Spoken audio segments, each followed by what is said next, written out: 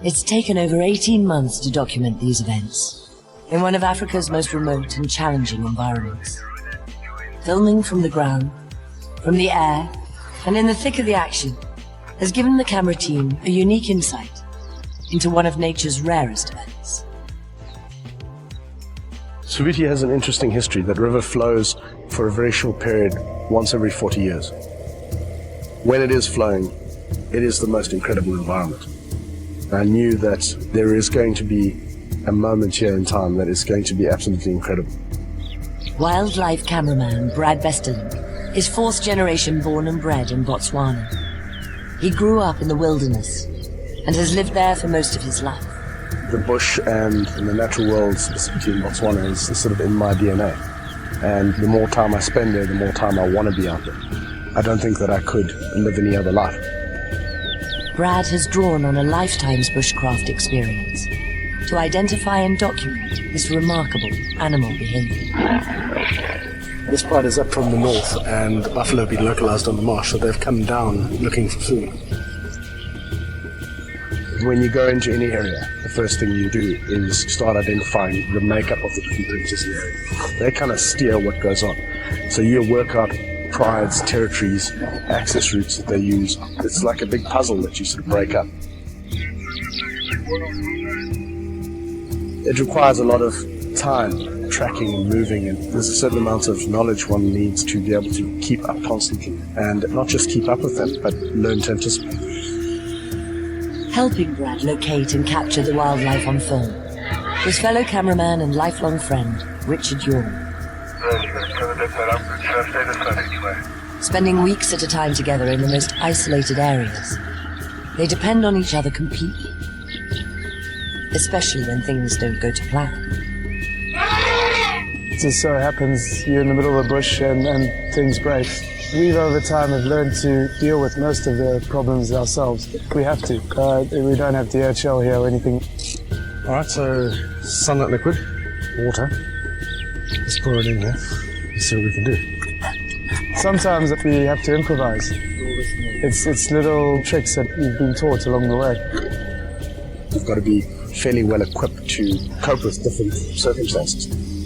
Fixing tires, fixing cars. You kind of got to be all rounded to the elements that you're going to confront if you want to be independent and living out in the bush. But perhaps the greatest challenge in making this film was the emotional impact of witnessing such harrowing events. Before this year, I'd never seen lions hunting elephants. It's not nice to watch. They are the most incredible animals, and to see them in the circumstance that we find them in Savuti was very tough. For lions to hunt and kill elephants takes layer upon layer of circumstance that has to come together to allow that little piece of behavior to happen. It was a case where we had a huge population of elephants all focused in one particular place, and a pride of lions that were at a particular phase in their development that gave them a specific type of character. Without all of those facets, you wouldn't get lions actively predating elephants. One of the Ellies that we watched, he really did fight for his life. It took the lions a long time to get him down.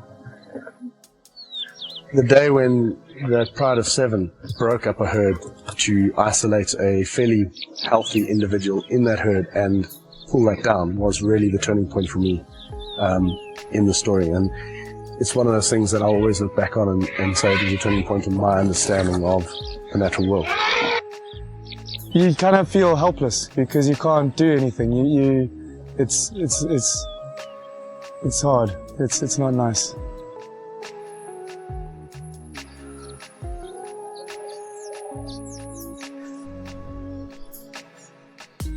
To help return normality to such a demanding shoot, Brad's wife Andy and their 2 children visit him in the bush whenever possible. I need to be in the bush long periods of time, long hours, and often it's more productive to get them out here. They get the experience and I get to stay out here and keep in touch with what's going on. For Brad and I, it's incredibly important that our children have experienced the bush, experienced the wildlife, experienced nature, rather than just seeing it on television or having some sort of vicarious experience of it. It's very important for us that they immerse themselves in it. I was fortunate enough to grow up in the bush, and I think it does give you a different perspective on life. And to be able to bring my kids to the bush and let them experience what I had is probably one of the most important things that I can do.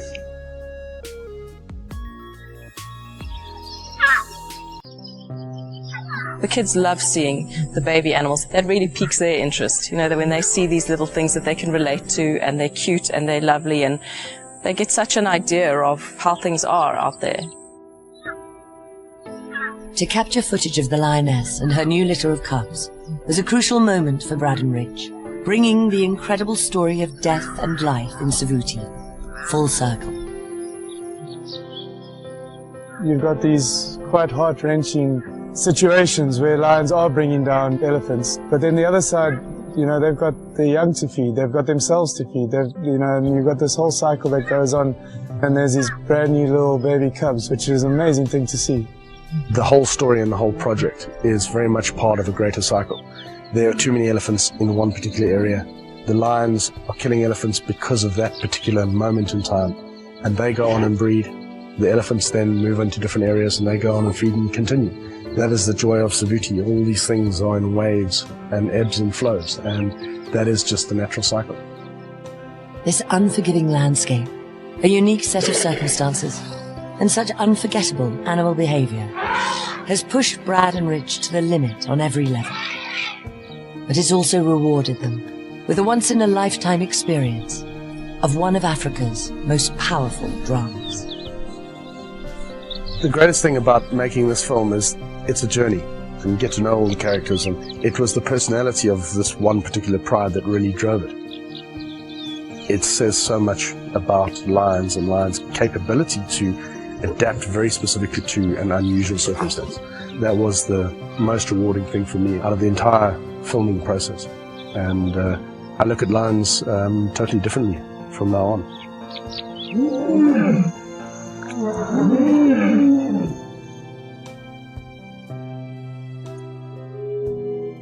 Next week's Natural World at 9 follows the bad